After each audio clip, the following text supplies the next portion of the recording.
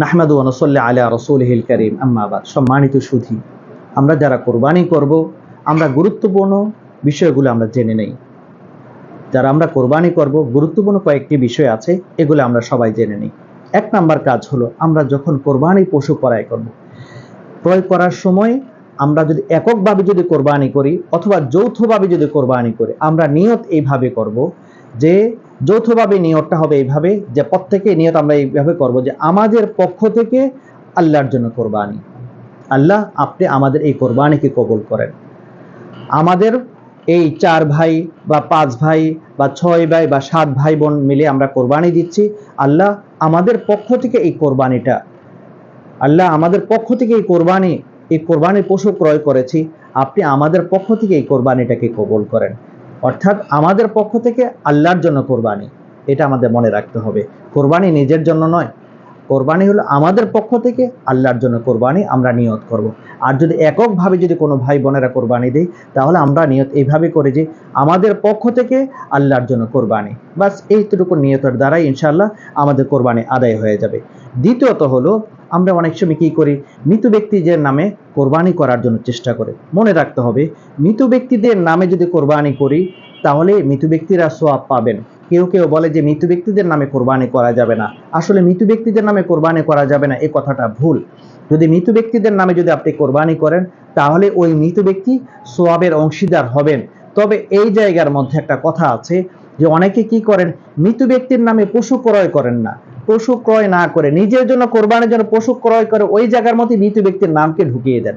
এটা হলো ভুল।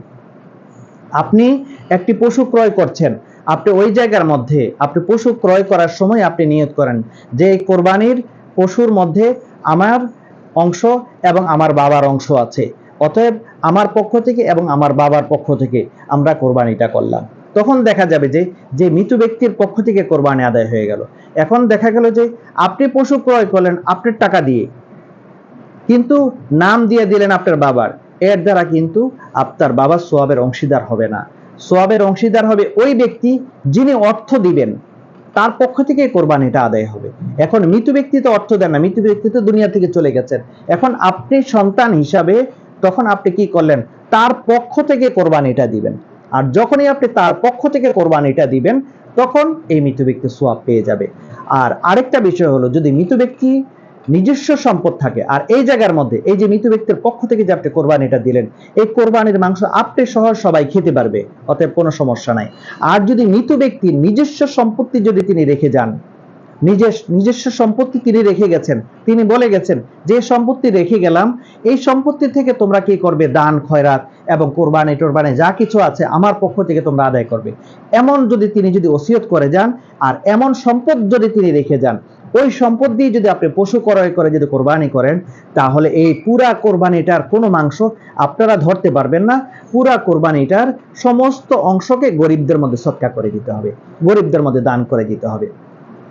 তৃতীয় আলোচনা হলো, কোরবানি করার সময় দেখা যায় যে, আমরা যখন কোরবানি করি তখন দেখা যায় একটা নামের লিস্টি চলে আসে আমাদের সামনে।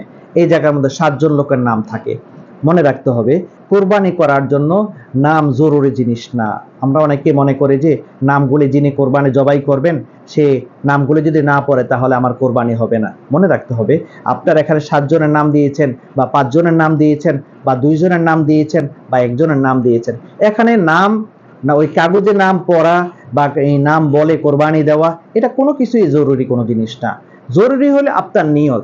এই যে আপনি নিয়ত করেছেন, পশু যখন আপনি খরিদ করেছেন, তখনই কিন্তু আপনি নিয়ত করে ফেলেছেন যে, আল্লাহ এই কোরবানি আমার পক্ষ থেকে আপনার জন্য, অতএব আপনার নাম আল্লাহ পাকের লিস্টের মধ্যে লিস্ট হয়ে গেছে। বাস আপনার নিয়ত আদায় হয়ে গেছে। আর আপনাকে ওই কাগজের মধ্যে নাম দিয়ে নাম পড়ে আবার দোয়া পড়ে গরু কোরবানি করা, এটা জরুরি কোনো জিনিস না। তো ইনশাআল্লাহ আমরা যে মাসালাগুলো নিয়ে আলোচনা করলাম, আমরা শুনলাম, বুঝলাম, তাহলে বোঝা গেল কোরবানির জন্য কোনো ব্যক্তির নাম জরুরি কোনো জিনিস না। দ্বিতীয় হলো, মৃত ব্যক্তির নামে যদি আমরা কোরবানি কেউ করে থাকি, তাহলে মৃত ব্যক্তির পক্ষ থেকে কোরবানি করতে হবে। অর্থাৎ পশু ক্রয় করার সময় মৃত ব্যক্তির নাম সেখানে দিয়ে তারপর পশুকে ক্রয় করে কোরবানি করতে হবে। আর এই পশুকে যখন কোরবানি করা হবে, তখন এই মাংস সবাই খেতে পারবে।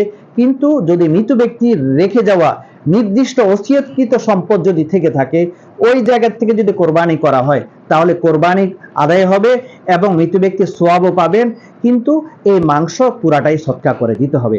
3 নাম্বার হলো কোরবানির নিয়ত আমরা এইভাবে করব যে আমাদের যদি এককভাবে যদি হয় যে আমার পক্ষ থেকে কোরবানির আমার পক্ষ থেকে হে আল্লাহ আমার পক্ষ থেকে কোরবানি করলাম আপনার জন্য, যে আমার পক্ষ থেকে কোরবানি করলাম আপনার জন্য, অর্থাৎ আমার পক্ষ থেকে আল্লাহর জন্য কোরবানি। আর যদি যৌথভাবে যদি হয়ে থাকে 4 জন বা 5 জনে মিলে যদি আমরা যদি পশু ক্রয় করে থাকি, তাহলে আমরা নিয়ত এইভাবে করব যে আমাদের 5 জনের পক্ষ থেকে কোরবানি আল্লাহ আমাদের এই কোরবানিকে কবুল করেন, আপনার আল্লাহ এই কোরবানি আপনার জন্য, এই 5 জনের পক্ষ থেকে আল্লাহ আপনার জন্য কোরবানি, আমাদের এই কোরবানিটাকে আপনি কবুল করেন।